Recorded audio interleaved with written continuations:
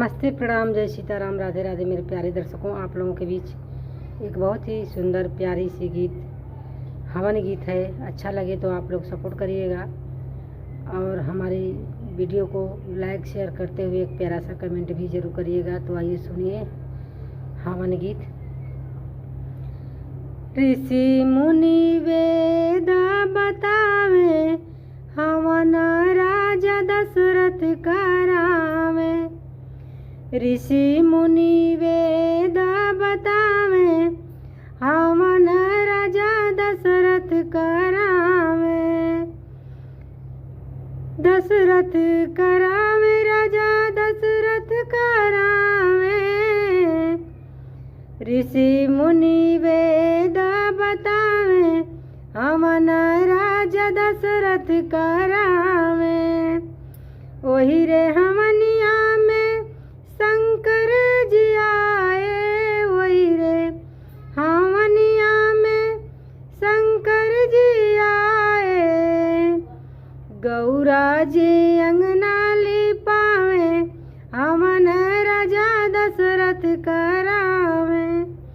ऋषि मुनि वेद बतावे, हवन राजा दशरथ करावे। वही रे हमनिया में ब्रह्मा जी आयो, वही रे हमनिया में ब्रह्मा जी आयो। ब्रह्मा जी आयो, ब्रह्मा जी आयो। लक्ष्मी जी चौका पुरावे, हवन राजा दशरथ करावे। लक्ष्मी जी चौका पुरावे, हवन राजा दशरथ करावे।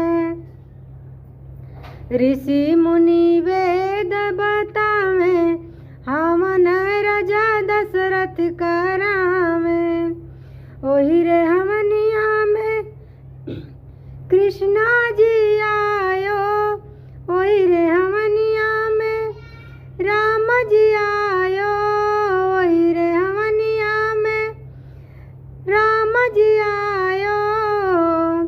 सीता जी कलसा भरावे, हवन राजा दशरथ करावे। सीता जी कलसा भरावे, हवन राजा दशरथ करावे। ऋषि मुनि वेद बतावे, हवन राजा दशरथ करावे। ओही रे